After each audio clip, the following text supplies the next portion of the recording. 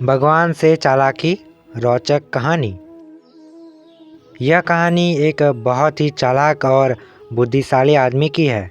ये चालाक आदमी हमेशा अपना फ़ायदा निकालने के लिए अपनी चालाकी का, अपने बुद्धि का गलत इस्तेमाल करता था।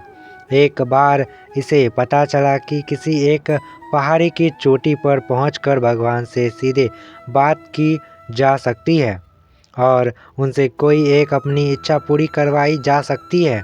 वो आदमी किसी तरह उस पहाड़ी की तलाश करके उसकी चोटी पर चढ़ने में कामयाब हो गया और उस चोटी पर जाकर वह चिल्ला कर भगवान को बुलाने लगा।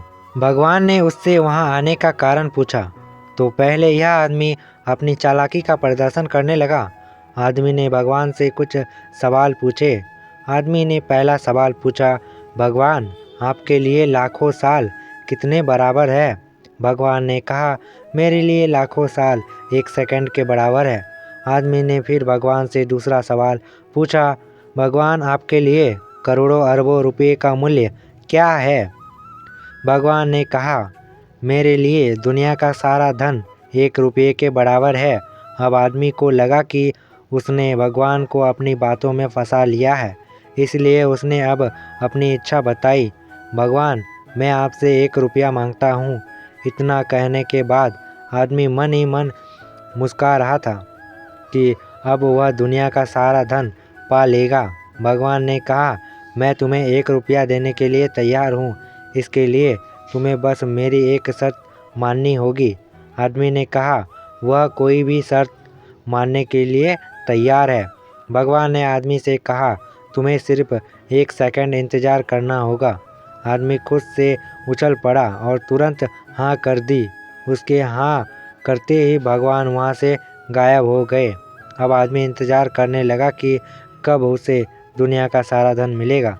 कुछ घंटे बीत जाने के बाद जब वह दोबारा सोचने लगा तो उसे शायद याद आया उसका पहले सवाल का जवाब जो भगवान ने दिया था। उसके हिसाब से भगवान के लिए 1 सेकंडों यानी आदमी के लिए लाखों करोड़ों साल के बराबर है। यानी कि भगवान उसे दुनिया की सारी दौलत देंगे, लेकिन लाखों करोड़ों साल इंतज़ार करने के बाद। ये अद्भुत कहानी हमें बड़ा ही गहरा सबक देकर जाती है। यह कहानी हमें सिखाती है कि कभी भी हमारे सामने वाले को कम नहीं समझना चाहिए। अगर हम सामने वाले से ईमानदार रहेंगे, हम उसके साथ अच्छा ही करेंगे तो हमारे साथ भी अच्छा होगा और हम सामने वाले को जो देंगे वही हमें वापस मिलेगा। हम सामने वाले को खुशी देंगे तो हमें खुशी वापस मिलेगी। हम उसे दुख देंगे तो दुख मिलेगी। वफादारी के बदले वफादारी मिलेगी और धोखे के बदले धोखे मिलेंगे। अगर आपको यह हमारी कहानी अच्छी लगी तो कृपया आप इस कहानी को किसी अन्य व्यक्ति के साथ शेयर कर दें। आपका वीडियो देखने के लिए बहुत बहुत धन्यवाद।